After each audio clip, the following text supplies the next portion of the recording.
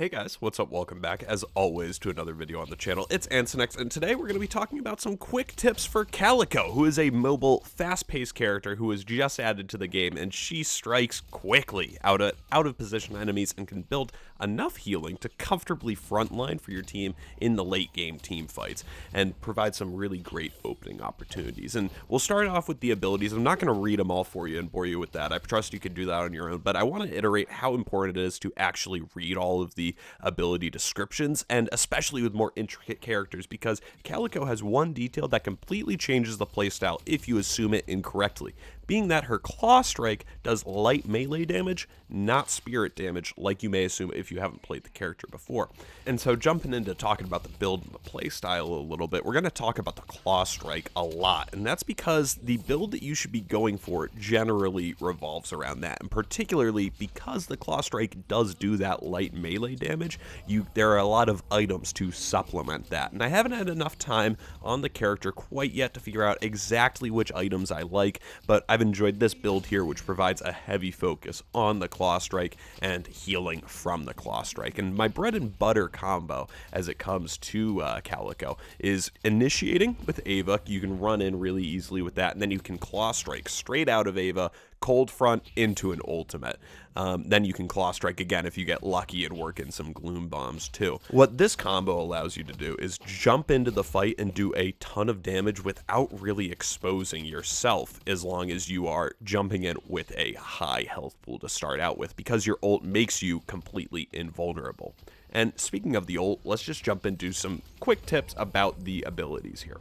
So your ult vertically targets, even though it shows up, guys, in just the circle around Calico, it does vertically target as well, and it's a sphere that has a similar radius to the circle that forms around Calico. So however far away that circle is, if there's somebody above or below you at about that same distance, they're going to get targeted by your ult as well. And you can use your ult to distance yourself from enemies for another claw strike, which is just a quick little one that you can set yourself up for an extra little 200 damage, maybe some healing with the claw strike there. Because again, you're untargetable, you're unstoppable, you can't be knocked out of your ult, so you have a really good positioning opportunity while you're in that ultimate kind of shadow form.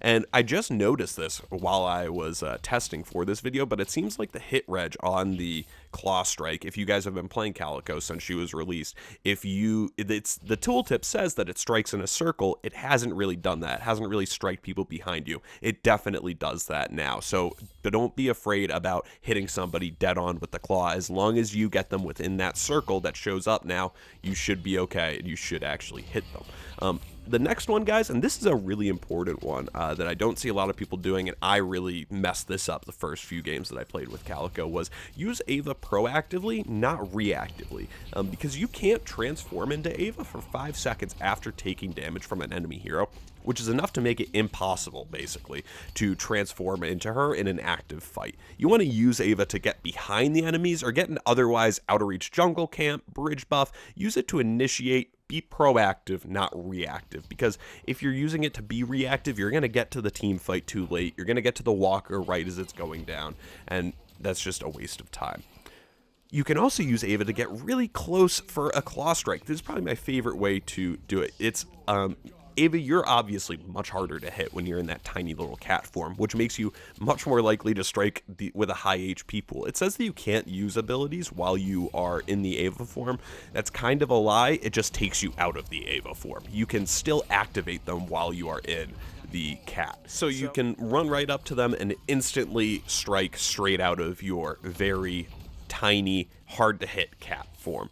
And like I said, if you wait to use Ava to rotate to fights, you are going to criminally underuse one of Calico's core abilities. And the last of the quick little tips that I got for you here, guys, Gloom bombs do more than you think, especially early game. It's really easy to forget about these guys because of how high intensity, kind of button mashy the fights with Calico can be sometimes, but don't forget to throw these down, especially when you're close up to the enemy, because they do high damage, but they are kind of difficult to hit because they have the wide spread, and they're the only kind of skill shot that Calico has in her kit, and so it can be really difficult to use them outside of short range. So that's why you should get up close and personal. Luckily, Calico's kit really lends itself to that, so don't be afraid to stand up right in front of them, and then remember to use the Gloom bombs then.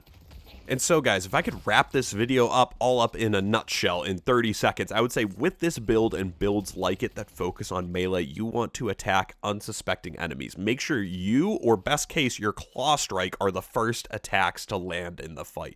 Make sure that they don't even know they're in a fight until they've taken damage from you. While the character is an assassin type role though guys, the amount of healing she gets allows her to jump into team fights and disrupt enemy positioning, providing a great initial opportunity for your team to capitalize on while you turn more into a frontliner as the game progresses. So guys, I hope you enjoyed this video. We are definitely going to hop right back on the saddle with more Deadlock content. If you enjoyed and you find yourself coming back, please make sure you subscribe so that we can keep on trucking along that goal to 1,000 subscribers. I hope you guys have a fantastic week. I will see you again next weekend.